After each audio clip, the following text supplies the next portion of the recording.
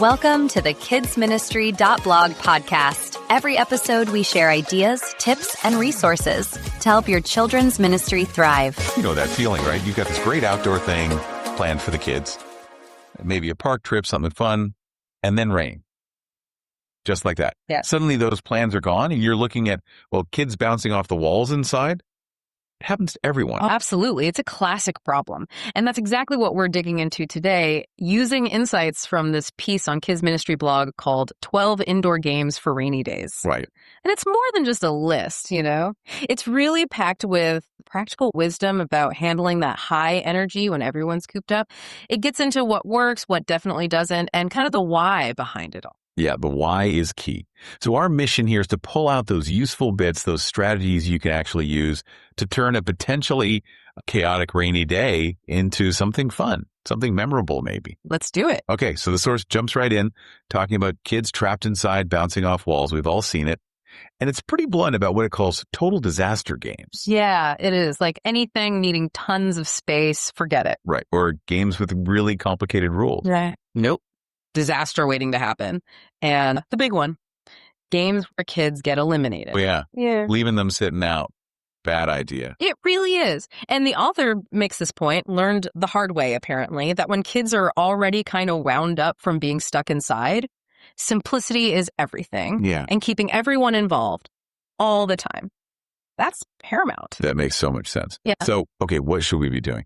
The source suggests games that get them moving, but in a controlled way. Controlled is the key word there, yeah. And simple rules, right? Easy to grasp quickly. Exactly. And making sure everyone stays involved. No bench warmers on a rainy day. So how do you actually do that balance of movement and control? Well, the source has some great examples, like the human knot thing. Oh, I think I know that one. Yeah. Kids in a circle grab two different hands across the circle, not the person next to them. Yeah. And then they just try to untangle themselves without letting go. It gets them moving, definitely gets them working together. And it takes ages, right? Which is kind of the point sometimes. Exactly. Burns time teaches cooperation. The article even mentions, like, Emma always gets frustrated, wants to let go, but it teaches her to ask for help instead. Little life lesson tucked in there. That's brilliant. And then there's Would You Rather. I love this one because, zero supplies needed. Right. Just ask a question. Would you rather fly or be invisible? Kids pick a side of the room. Simple. Gets them thinking, talking, moving a bit. And the source notes how much kids apparently love explaining why they chose what they did. Yeah, you get some real insights there. And if you think bigger picture, these aren't just killing time. They're actually fostering, a bit of critical thinking, self-expression. Good point. Or like freeze dance. Classic. Total classic. Dance like crazy, then freeze when the music stops. The source puts out, it's great for burning energy and practicing self-control. That's interesting. Energy out, then immediate control in. Yeah. And apparently, Tom brought his speaker from home, makes this way better. Little details like that make it real. It's that impulse control practice, isn't it? Going from high energy to totally still. It's a useful skill. For sure. The article's got loads of those little anecdotes, like Jake always picks whatever corner has least people in a game called Categories. Strategic. Or how Sarah always finds everything first, then helps slower kids in an indoor scavenger hunt. That's nice. Teamwork. Yeah. Even mentions Mike stumped everyone with Burning Bush in 20 Questions Bible Edition. Shows how simple games can still be challenging. Absolutely. And that leads nicely into what the author calls the keys success. Like, keep games short.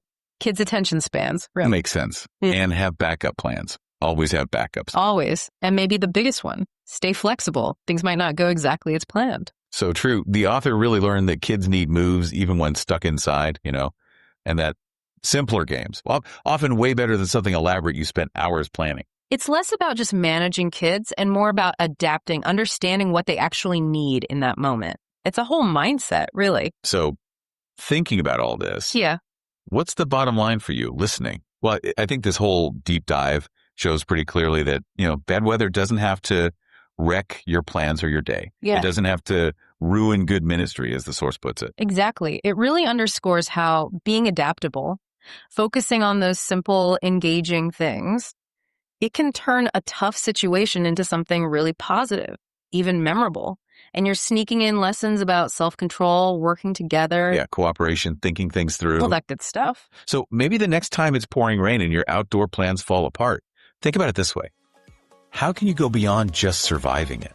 How can you, like the source says, make the best of the situation and maybe, just maybe, create a memory that's even better than what you had planned originally? Something to think about. Thanks for listening. To find more ideas, tips, and resources, go to kidsministry.blog. We'll see you next time.